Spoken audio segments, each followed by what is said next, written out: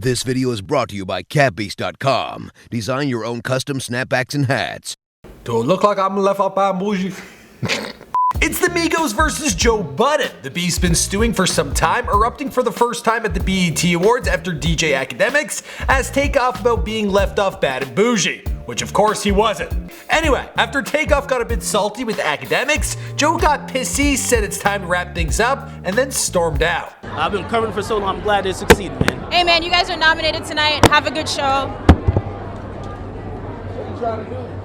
This led to a brief scuffle, but the controversy seemed to die down. That is until Quavo shared a snippet of a new song featuring Lil Yachty with some pretty harsh words for Joe. Of course, Lil Yachty has had his own issues with Joe, as demonstrated by this sweater. At the time of this recording, the full version of the music video for Ice Tray is yet to come out, but even prior to the release of its official teaser, DJ Akademics spotted ads showing that the Migos were casting lookalikes for the upcoming video. Sure enough, Joe Budden was not left off Ice Tray. After seeing a snippet of the video, he was not impressed with the impressionist's impression of him. No, not at all. They couldn't cast a fucking good actor? He gonna be Joe Budden with the Atlanta accent? Honestly, he may have a point. Look at that jury. Like, I ain't had jury like that. So before this feud turns into a fist fight, it's my duty to hash this out impartially and peacefully.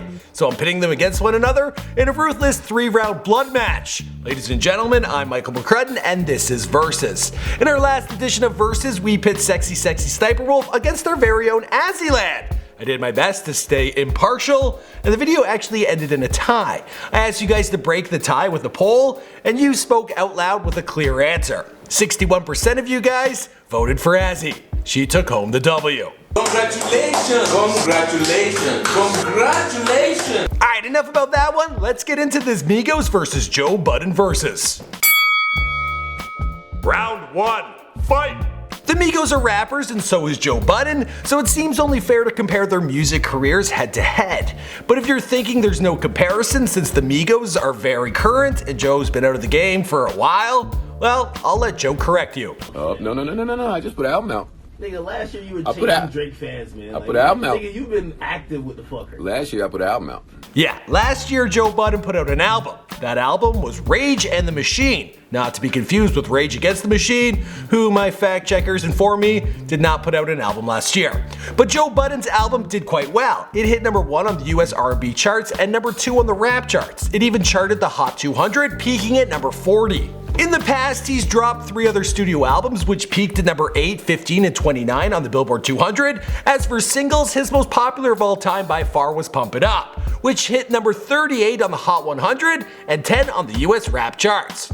Which is actually low. I thought it did a lot better. Still did good. Like Joe, the Migos did not put out a studio album in 2016, but they did put out Culture this year in 2017. Like Rage and the Machine, the new Migos album hit number 1 on the US R&B charts. It also hit number 1 on the rap charts and number 1 on the Hot 200, which mops the floor with Joe Budden's peak at number 40. When it comes to other studio albums, the Migos only have Young Rich Nation and the yet to be released Culture 2. Their debut peaked at number 17, which just about matches the average peak chart position of Budden's 3 released prior to 2016. So you could argue that Joe Budden's still doing pretty well after a career spanning more than a decade. Or you could say that the Migos are just a few years in and already eclipsing them.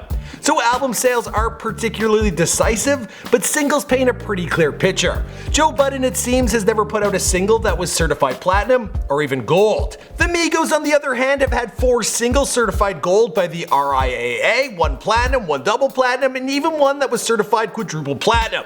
The song, of course, was the one that Takeoff was most certainly not left off. That song hit number 1 on the US rap chart, the R&B chart, and the Hot 100. Pump It Up, on the other hand, well, it peaked at number 10, 16, and 36 on the same charts, respectively. In fact, all 3 of the Migos' 2017 singles, T-Shirt, Slippery, and Motorsport, have held higher positions on the Hot 100 than Pump It Up ever hit. So it's pretty clear when it comes to music careers, Joe Budden's ain't pumped up quite enough. Round 1 goes to the Migos, of course. Round 2, fight! For this round, let's talk about their famous friends. Over the years, the Migos, well, they've connected with some of the best of the best. They've featured on tracks by the likes of A$AP Ferg, Soulja Boy, Fall Out Boy, YFN Lucci, Mike Will Made It, Calvin Harris, Katy Perry, Sean Paul, Steve Aoki, and Gucci Mane. On top of that, they've snagged features with artists like Cardi B, no surprise there, Nicki Minaj, and Uzi Vert. Now that's a pretty tough crowd to beat. So how does Joe Budden stack up? Well, he's also worked with some of the best. He's worked with Fat Joe, Busta Rhymes, Nate Dogg, The Game, Lil Wayne, French Montana, Wiz Khalifa, Fabulous, Tory Lanez, and Kendrick Lamar. Honestly, both lists are pretty serious. Both the Migos and Joe have worked with some of the biggest names in music today. But on top of that, Joe Budden's also worked with some pretty serious old school talent, like Nate Dogg and Fat Joe. So I'm almost leaning towards Joe Budden. But then again, his own associates, I'm talking DJ Akademics, well, the dude doesn't seem to be fighting for Joe. For example, on December 11th, he tweeted a video of Lil Pump with the caption, "Lil Pump bumping the new Joe Budden diss track Ice Tray. Are the new rappers declaring war on Joseph Buttons?" He seems pretty gleeful about the idea that young rappers are uniting against Joe. If that weren't enough, he also tweeted, "I low-key applied to play myself in the Migos video and they ain't pick me. Shit crazy out here." Whose side are you on, DJ Akademics? But the truth is, this disloyalty problem, it cuts both ways. After all, the Migos, they once collaborated with Chris Brown, but then the group have since beefed with him. The reality is that the only way that proves someone's got your back is if they've given you a $50,000 ring that actually spells out the word loyalty in rubies and diamonds, like the one Amber Rose got from 21 Savage. As far as I can tell, neither the Migos or Joe Budden have ever received a ring like that, so there's no proof that the associates of any of these artists actually have their backs. I hate to do it, but I'm forced to render this entire round a void. Round 3, fight!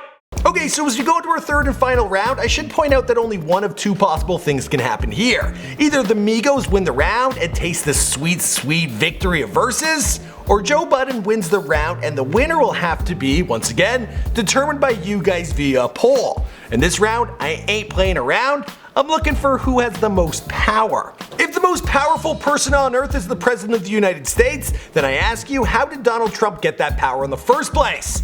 The answer is probably a complicated one, but as far as I can tell, he's got two things most other people don't have: tons of cash and social media dominance. On Twitter, which is of course the most presidential of platforms, the Migos have a slight edge over Joe Budden, with 1.75 million followers to his 1.03. On Instagram, he's got 1.2 million, not bad, but the Migos more than quadruple him with 5.5 million. And on YouTube, well, that's where things get downright embarrassing.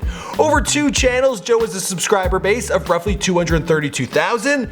Also, and that's on 2 channels, well, the Migos, they clock in 3.7 million subs on just 1. Now that's a pretty strong lead on social media, but that's just half of what we're looking at here, and it may be the less important half, as Mark Twain put it. The lack of money is the root of all evil. And as Method Man said, cash rules everything around me. Cream, get the money, dollar bill, y'all. When it comes to net worth, Joe Budden is estimated to be anywhere from $1.5 million to $4.5 million bucks. The Migos are estimated to have anywhere from 5.5 to 9 million for the whole group. The Gazette Review estimates Joe at a modest 1.5 million bucks. It also estimates Takeoff to have the same amount, but estimates that Quavo and Offset, well, they have 2 million each. So the Migos seem to have more money in the bank than Joe. And Joe's been doing this a whole lot longer. So, any way you chalk this up, the Migos win round 3 and the whole versus.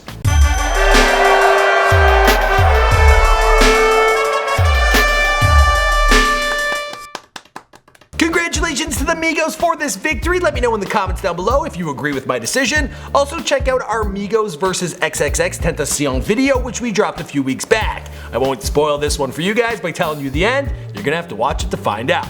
See you guys over there in the next video. What does that even mean, Ice Tray the Gang?